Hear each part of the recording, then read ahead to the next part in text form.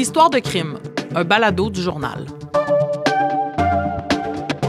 Salut les gars, c'est vraiment un plaisir de vous retrouver pour un deuxième épisode du balado du journal. On est en ce moment dans les archives du journal, c'est ici qu'on va faire ça, on est au 4545 rue Frontenac. Là, il y a du monde qui ne nous connaissent pas. Valérie Gontier, je suis journaliste aux affaires criminelles. Je suis avec Maxime Delan, journaliste aux affaires policières. T'es aussi un patrouilleur, hein? T'es celui qui se promène, qui arrive le premier sur les faits divers. Michael Nguyen, toi, t'es journaliste aux affaires judiciaires. Salut Valérie. Salut! Donc, aujourd'hui, de quoi est-ce qu'on va se parler? Toi, Maxime, tu vas nous replonger un peu là, dans tout ce qui se passe dans les dernières semaines à Québec. Ça brasse, là. Ça brasse solide. Il y a des vidéos de torture qui ont été mises en ligne, qui ont été diffusées. Grosse job de notre bureau d'enquête. J'ai aussi quelques petites informations au travers de tout ça, mais je vais vous parler de ce qui se passe à Québec parce que ça fait des années qu'on n'a pas vu quelque chose comme ça. Absolument. Nos collègues du Journal de Québec sont vraiment occupés, bureau d'enquête aussi. Toi, Michael, tu nous ramènes en 2011 quand il y a une femme qui a été condamnée pour le meurtre d'un enfant. Et normalement, lorsqu'on est condamné pour meurtre, on va en prison, c'est à vie avec un minimum de 25 ans, mais elle pourrait profiter, elle serait une des dernières à pouvoir profiter de la clause de la deuxième chance. Exactement. Donc, je vais vous parler d'Aurore, l'enfant martyr, version moderne, et de la marâtre qui espère sortir de prison plus tôt que prévu. C'est bien. Moi, je vais vous parler, la semaine passée, je vous avais fait un petit... c'est quoi le mot en français pour un teaser? Donc, je vous ai chatouillé avec un sujet. Chatouillé avec mon sujet sur les bracelets anti-rapprochement. Donc, il y a différents cas qui sont survenus dans l'actualité. Puis moi, j'en ai trouvé un autre là, qui est survenu du côté de Longueuil. Les gens ils débordent d'imagination. Certains débordent d'imagination pour essayer de s'en débarrasser. Donc, il y a aussi Stéphane, tant qu'elle est dans les archives, hein, on en avait parlé la semaine dernière, tant qu'elle est dans les archives, on va se plonger dans des événements, des faits divers, des affaires criminelles qui se sont produits il y a plusieurs années. Puis là, Stéphane va nous amener du côté de Sherbrooke. Stéphane Allary, qui est journaliste depuis 33 ans au Journal de Montréal, il est aussi accessoirement notre patron aux faits divers. Donc, on va aller dans un gros cafouillage policier. Non, mais cafouillage en lettres majuscules, là, c'est vraiment intense. Surligné en gras. Ouais. Donc, on part ça.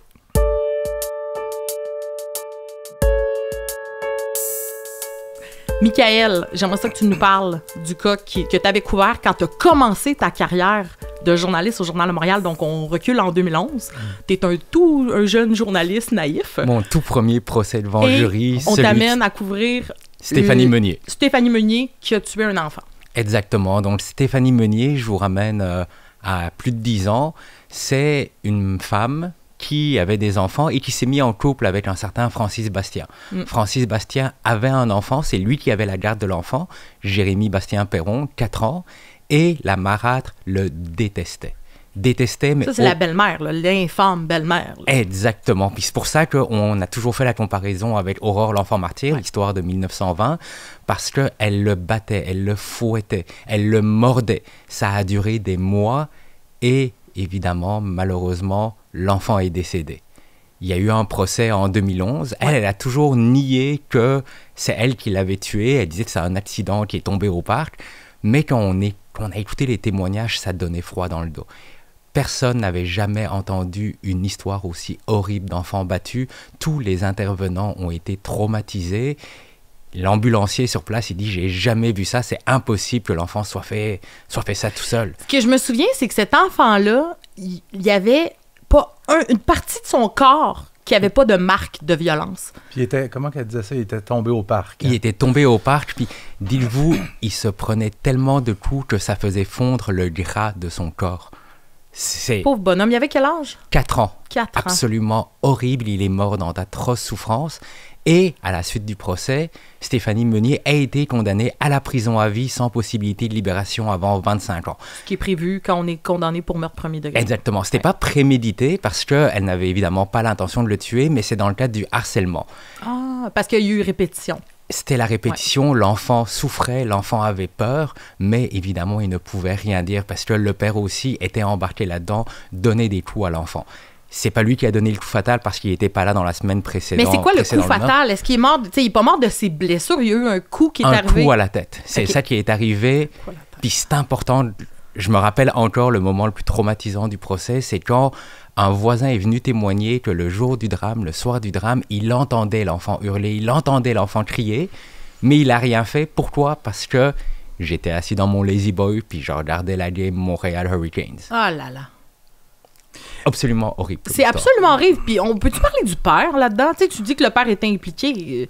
Le père était impliqué, il a été accusé, Ouais. pas de meurtre parce que c'est pas lui qui a donné le coup fatal, Ok. il n'était pas là, mais il a quand même été déclaré coupable de négligence criminelle, Ouais. il a écopé de 50 mois de pénitencier. Moi, j'ai juste une petite question. Pendant les procédures judiciaires, tu sais, je sais qu'on présente souvent des photos de scènes de crime et tout ça. Est-ce qu'on présente aux gens dans la salle des photos du petit Au gars, le jury? petit corps meurtri? Dans ce cas-ci, non. Ok. Ça a été refusé parce que il avait tellement de blessures que la juge a tranché que s'il montrait ça au jury, ben, il pourrait plus rendre une décision basée sur les faits, mais ce serait une décision basée sur l'émotion. Mais pourquoi on parle d'elle? Qu'est-ce qu'elle veut exactement? Parce que là, elle a eu minimum 25 ans. Ça fait 15 ans, un peu plus de 15 ans qu'elle est au pénitencier. Et là, elle demande la clause de la dernière chance. C'est quoi la clause de la dernière chance? C'est une clause qui permet à un meurtrier condamné de demander de sortir plus tôt que sa condamnation. Dans son cas, elle ne pouvait pas demander de libération 2008, 25 ans, parce que c'est à partir du moment où elle est arrêtée. Elle a encore plusieurs années à attendre, mais là, elle veut sortir plus tôt. Elle dit « Je ne suis pas une personne violente, le pénitencier m'a appris. » Donc, l'étape, comment ça fonctionne, c'est il y a tout un rapport qui va être fait sur elle, et si c'est accepté, c'est un jury qui va décider. Donc, ça va vraiment être une audience où là, on va être plongé en plein dans l'unité 9. Mais ça n'existe plus, là. Tu sais, dans le fond, c'est que c'était sous le gouvernement Harper, que les conservateurs qui avaient imposé ça. Mais ensuite, ça avait été aboli, cette clause-là de dernière chance. Elle a de la chance, justement, parce que c'est une des dernières au Québec, au Canada, qui peut bénéficier de cette clause-là, parce que ça a été aboli en 2011. J'ai comme accroché quand elle dit « Je suis pas une personne violente ». Tu sais, comment faire subir des souffrances comme ça à un petit bonhomme de 4 ans? Tu sais, tu dis, il n'y a pas une partie du corps qui n'est pas meurtrie. Non, mais... Puis comment qu'elle peut dire qu'elle n'est pas violente? Mais non, mais c'est ça, exact. Puis c'est ça qu'on va voir si elle s'est réhabilitée. Tu sais, cette clause-là, elle était en place pour faire en sorte que... Tu sais, au Canada, on a un concept de... lorsqu'on est emprisonné, on n'a pas un concept comme aux États-Unis où on envoie quelqu'un en prison, on barre la porte puis on jette la clé, là. On prône beaucoup la réhabilitation, donc c'était une clause qui prônait ça. Est-ce qu'après 15 ans à réfléchir, elle a assez réfléchi, tu sais? Parce que là, de ce que je comprends, c'est qu'elle admet à tout le moins ses torts. Exactement. Pour une fois, elle a finalement reconnu que oui, elle a causé la mort de Jérémy Bastien-Perron, mais c'est pas gagné. J'ai pu parler à la mère biologique du petit Jérémy, et elle va tout faire pour justement qu'elle ne sorte pas. S'il faut aller témoigner devant le jury, parce qu'elle, sa douleur est encore vive. Absolument. Elle est tellement impuissante face à ce qui est arrivé à son enfant. Ça fait 16-17 ans que c'est arrivé, puis elle fait encore des publications en mémoire de son enfant qui est décédé. Elle a eu d'autres enfants, et elle va se battre jusqu'au bout, ça, elle me l'a garanti. J'aimerais savoir comment tu avais vécu ça, parce que comme on l'a dit, tu es un journaliste vraiment peu expérimenté à l'époque, mais il y avait des gens avec toi qui étaient des journalistes vraiment expérimentés. C'était un moment où il y avait énormément de procès comme très scandalisant. Là. Exactement. À ce moment-là, il y avait Turcotte. Il y avait également Claude Larouche, qui était un prédateur sexuel. Qui avait tué une employée des services correctionnels. Et ça, c'était le 3e procès qui a attiré toute l'attention en 2011 à l'époque-là. Puis c'était assez difficile. Tout le monde qui a assisté à ce procès-là, qui ont entendu les témoignages, ça a laissé une marque profonde en eux. Absolument. C'était quand même impressionnant de voir des journalistes comme vraiment d'expérience, avec plusieurs années, qui venaient de faire Guy Turcotte, accusé d'avoir tué ses 2 enfants à coups de couteau. Ensuite, le procès de Stéphanie Meunier qui a battu à mort un enfant. Ça fait beaucoup, là. Nous, on dit tout le temps, on met une carapace, on est capable de faire ça, mais il y a une succession des fois qui peut faire en sorte que ça devient rochant, là. Puis peut-être terminer en disant, les gens qui lisent des fois les articles trouvent ça très difficile, mais souvenez-vous que l'article a été écrit par le journaliste, puis le journaliste a assisté aux procédures et il a fait une sélection dans ce qui est, sans dire correct, mais qui est moralement correct d'écrire. Puis je suis sûr que tu as fait un tri dans ce que tu as écrit dans Exactement, parce que c'est pas une cause, c'est porté vers le sensationnalisme, qu'on regarde les faits, mais c'est important de rester neutre, rester froid par rapport à ça. Puis surtout, oui, c'est difficile, mais quand on regarde Julie Perron, la mère de Jérémy, qui a assisté au procès, imaginez pour elle qui a dû voir ça, puis elle est touchée par l'histoire, d'entendre tous les sévices, parce qu'elle n'était même pas à Montréal à cette époque-là. Elle n'était même pas là. Mais tu vas suivre la suite des procédures. Tout à fait. Excellent.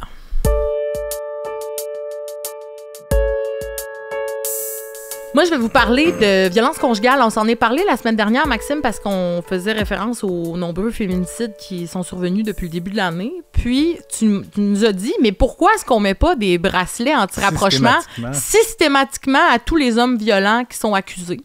Donc, des bracelets anti-rapprochement, là, moi, je veux juste vous faire une petite synthèse rapidement. Là. C'est quelque chose qui a été mis en place par Québec. Projet pilote. Projet pilote, ben, tu sais, puis ça a été mis en place en 2022. Parce que, en réponse à la vague de féminicides qu'il y avait eu, là, notamment en 2021, là, on s'en rappelle, il y avait une succession de femmes qui avaient été tuées par un conjoint violent. Puis, ben, ces bracelets anti-rapprochement-là font en sorte que lorsqu'on dit tu n'as pas le droit de t'approcher de ta conjointe à tant de mètres, ben là, ici, c'est monitoré, puis ça nous permet de voir si la personne respecte ses conditions ou non. Ce qui est arrivé, c'est que dans les derniers mois, il y a eu des cas où des hommes qui voulaient tellement pas respecter leurs conditions qu'ils ont réussi à détourner le système. Donc, il y a eu un premier cas qui avait été médiatisé de quelqu'un qui a le signal de son bracelet anti-rapprochement n'a pas été émis. Là. Donc, on a perdu le signal. Puis, il y en a un autre à Longueuil récemment qui l'a carrément cassé. Il l'a coupé. Puis là, tu me demandes, je te vois venir, Max, tu veux savoir de quelle façon? Puis nous, ben, on a décidé au journal de ne pas dévoiler la façon parce qu'on ne deviendra pas le guide 101 des batteurs de femmes de comment se débarrasser de leur bracelet. Ce que je peux vous dire, c'est que le plus récent cas que j'ai répertorié, qui est encore une fois à Longueuil, c'est quelqu'un qui a réussi à l'enlever. Et 2 des cas que j'ai répertoriés, c'était quelque chose qui a été utilisé, qui est en vente libre. Là, mais rassure-moi, quand il a réussi à l'enlever, est-ce que ceux qui monitorent ont vu qu'il l'avait enlevé? Ces cas-là, c'est des gens, moi je vous parle de des gens qui ont été arrêtés par le système. Donc on a réussi comme quand même à les mettre hors d'état de nuire, là, une fois qu'ils avaient contourné le système. Donc ça, j'ai parlé à des organismes de violence, comme qui prônent la sécurité des femmes. Puis ce qu'on a vraiment tenu à me dire, c'est un moyen qui fonctionne. Est-ce que c'est parce qu'un criminel sort de prison, recommet un crime, ça veut dire que la prison, ça ne fonctionne pas?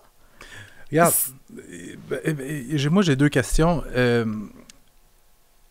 La première, tu n'as pas répondu à ma question quand je te demandais est-ce que c'est envisagé peut-être du moment que tu es accusé de violence conjugale, de voie de fait dans un contexte conjugal, menace, harcèlement, est-ce qu'on peut pas, ne serait-ce que pour protéger les victimes, de mettre un bracelet électronique à tout le monde? Mais c'est que Max, Michael, t'es au palais, là. Ça coûte cher. Moi, je suis au palais. Des causes de violence. Mais je sais pas si c'est juste d'argent. Mais c'est un facteur. Mais c'est une logistique. Des causes de violence conjugale, là. Dans les palais de justice, là, les plus gros, il y a des salles dédiées. Des centaines. Récemment, j'étais au palais de justice de Longueuil sur le rôle de la salle dédiée aux causes de violence conjugale. Il y avait plus de 100 dossiers. Est-ce que ça veut dire qu'on aurait...